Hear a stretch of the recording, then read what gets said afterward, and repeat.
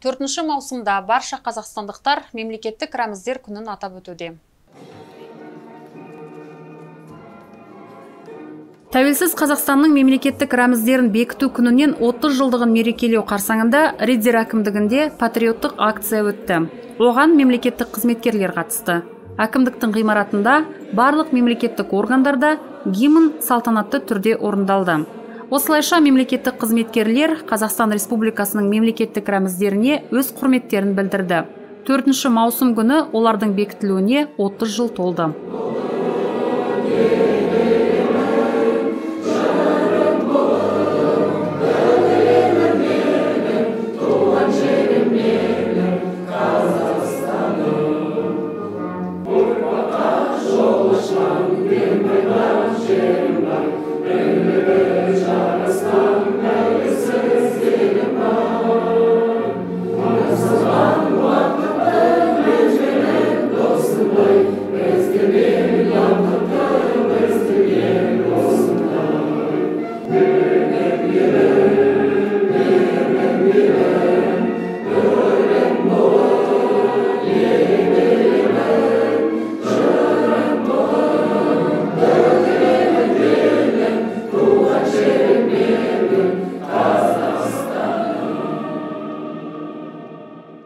Құрметті қазақстандықтар, құрметті жерлестер.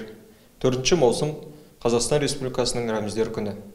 Осыдан 30 жыл бұрын қазақ елі өзінің байрағын, өз елтаңбасын, әнұранын қабылдаған болатын.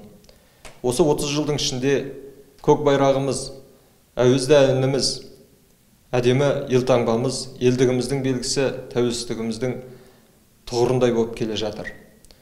Әрбір қазақстандық өз мемлекеттік рәміздерін құрметтеуге міндетті деп есептеймін. Әрқашанда туымыз жоғарыдан желбіреп, әнұранымызды асқақтап орындап, рухымызды оятып жүре беруіне тілектеспіз. Мереке құтты болсын жерлестер.